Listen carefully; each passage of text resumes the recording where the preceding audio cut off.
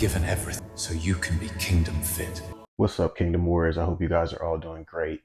In this video, I just want to touch on one of the most common things that I see when I'm in a live. I hear a lot of times there'll be a number prophesied like Shiba Inu or Luna Classic or WikiCat are going to hit $1. And some of the more technical minded analytical people out there always say, well, that's impossible. There's 500 trillion tokens. And if you took all the money in the world, there wouldn't be enough dollars to hit that number. So it's impossible.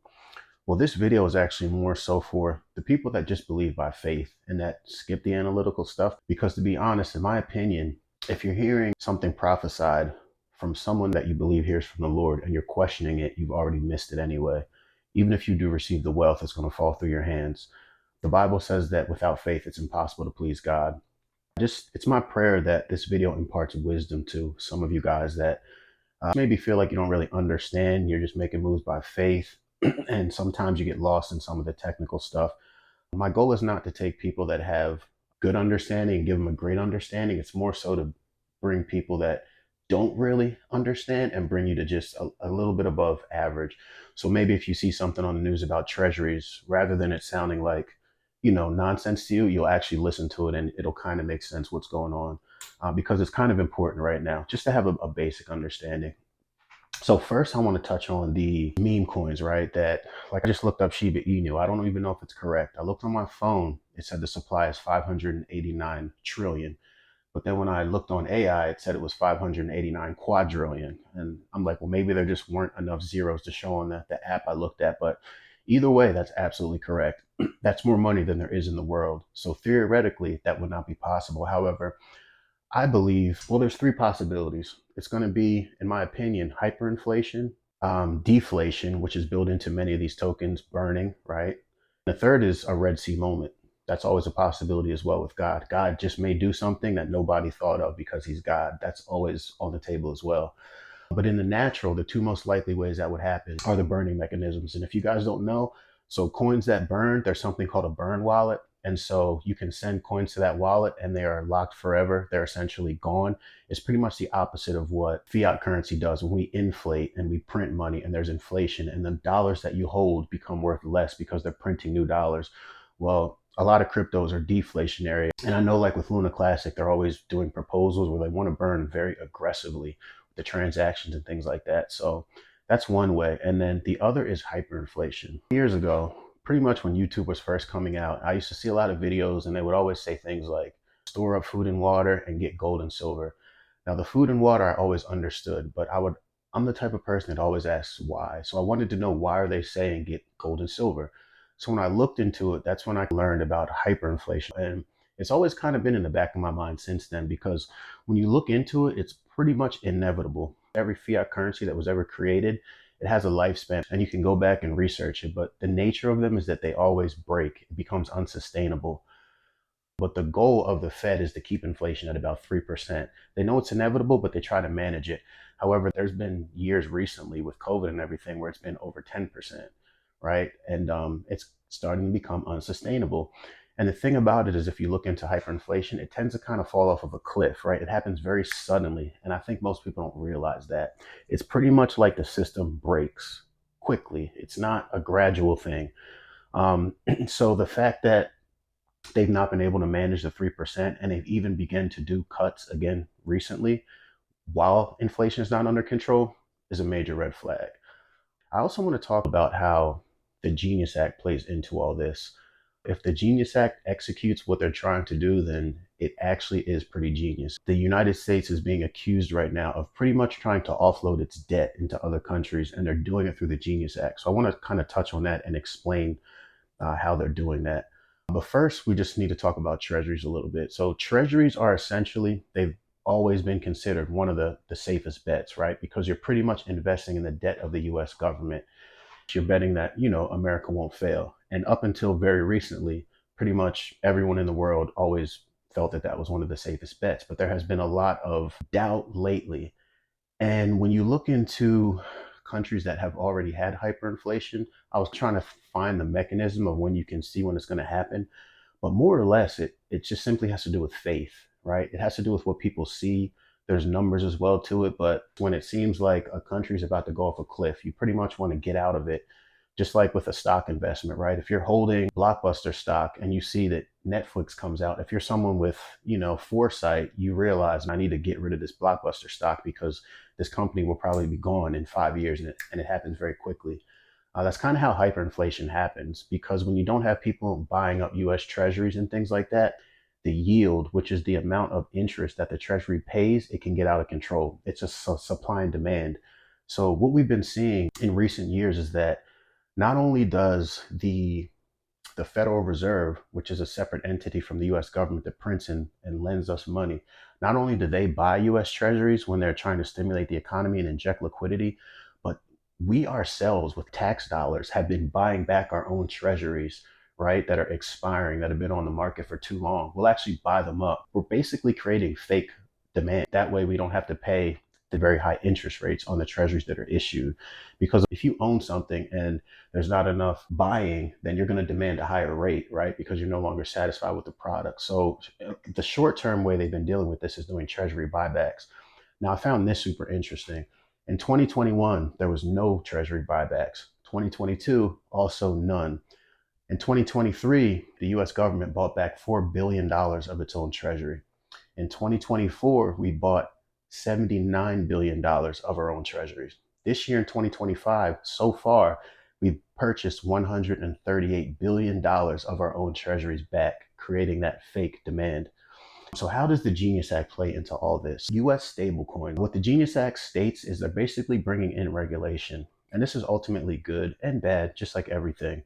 They pretty much have finally created regulatory clarity, which is something that pretty much Ripple and a lot of companies have been begging for. The companies that want to grow and become compliant, they've been asking for quite some time. Give us laws so we can become compliant, and then they can begin to sell to basically the big institutional investors, and the money can really pour in, which is what a lot of us that have been into crypto since 2017 have always been kind of waiting for, right? Institutional investment, which cannot happen without regulatory clarity. Well, the Genius Act has put a lot of those pieces into place. And one of them is that for you to be able to issue US stablecoins, you have to back them with actual treasuries or physical goods. There's other things you can use as well, but primarily one of the key things is treasuries. So what that means now is when you see Tether just randomly printing $100 billion here and Tether just printed out $200 billion there. Well, Tether's a super shady company, right? They're offshore. They can never really show their books. They'll show a little bit, but they won't, show the rest. And what's so interesting, right after the Genius Act came out, USDC, owned by Circle, is compliant. RLUSD, which is from Ripple Labs, it's the Ripple stablecoin. They're compliant already. And they're also regulated in New York, which is known to be the strictest state, right? Like you can't even operate in a lot of US exchanges if you're in New York. So USDC, RLUSD, they're already compliant. Tether actually created a whole new stablecoin called USAT. That this one is founded in the United States and they are compliant. So that kind of tells you right there, they know that with all the USDT dollars that they already printed, they probably can't back, they would have to probably buy a lot of treasuries and things to back it. And they probably have been printing fake money essentially before the regulation came in. So I think that's why they try to pivot to save the Tether brand. So we'll see whether or not they're able to do that. But how we'll be able to offshore debt is simply that although the US dollar and the US economy is shaky and the world is kind of looking at it, questioning what's going to happen, the reality at this time, the US dollar is still the most stable, preferable fiat currency that most people in the world like, right? So we know in, I believe it was Venezuela, their currency had become so weak that they just started using Bitcoin.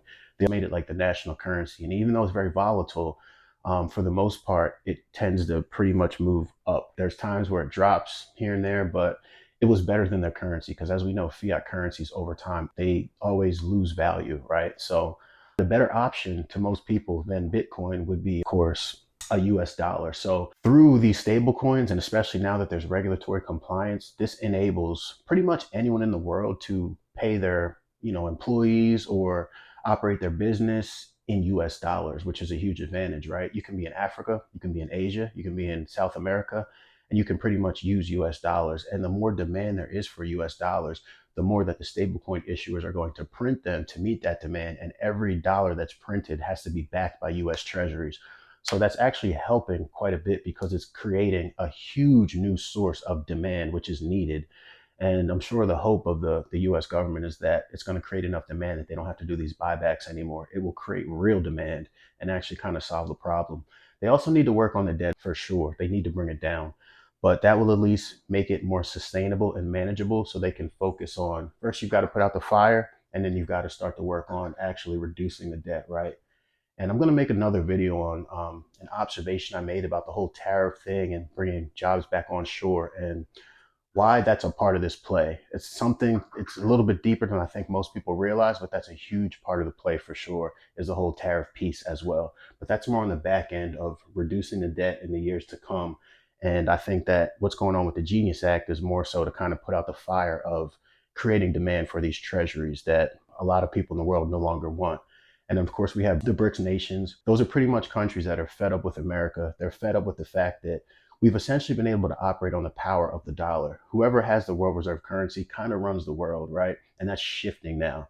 Whenever these kind of scary times happen, everybody shifts to physical commodities because in reality, a dollar is nothing, right? It's backed by nothing. Any fiat currency is nothing. At the end of the day, you need land, you need water, and you need food, right, to take care of your family. And a lot of times when these things happen and people start to realize, like it kind of lowers the veil, people start to run towards physical things that can sustain you. And that's exactly what's happening right now. If you guys saw that silver just tapped like $47, in the last few days, it's approaching $50. And gold as well is doing the same thing. So this all plays into people starting to run to commodities, and manufacturing and creating things is really what creates a real economy. America has become a service-based economy, right?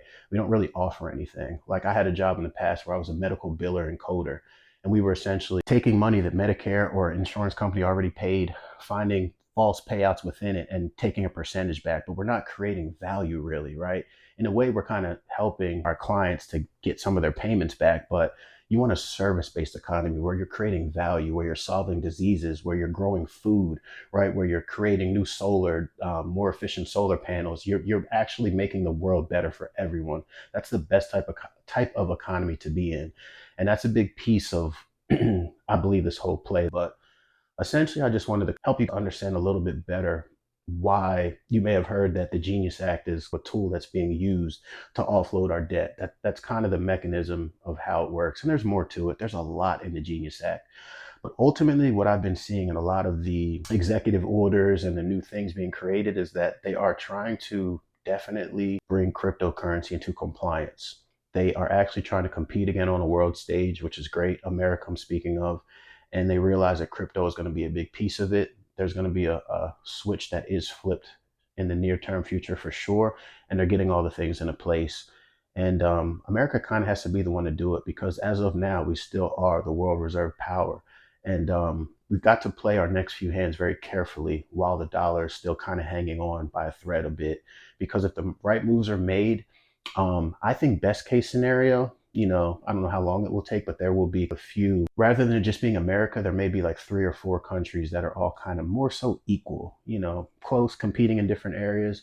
But I think the days of there being like a one world power that is over everything, like America has done, is kind of over. And when you look at the story in the Tower of Babel, you remember that essentially God said he had to confuse the languages because when people are united and in agreement, they can accomplish anything, even when they're not working for God. And so there's a major play behind that whole thing. And that's a big reason why when you read the book of Revelations, there's always a race to try and get a one world currency, a one world government, a one world ruler. Essentially, it comes to they want to kind of do what took place in the Tower of Babel worldwide. They want to bring all of humanity into agreement. But before that can happen, there needs to be one monetary system. There needs to be pretty much one everything. And blockchain is a very sneaky way to do that. And I know that's why a lot of you guys knew that it was something that would be big because prophetically you saw what was taking place. But the thing about these moments are it creates an opportunity. In order for them to do things like this, they always have to make it sweet in the beginning. And so by the wisdom of the Lord, we're going to use our wisdom to leverage that opportunity and then go off into the calling that we each have, right? So I hope this video inspired and educated you guys. I hope it was helpful. If you have any questions or there's any mistakes I made, because I'm definitely not an expert, I'm learning myself. All right. So remember, we are all sons and daughters of the Most High God. So whatever you do, be royal, and I will catch you guys next time. Be blessed. I see you're ready to get kingdom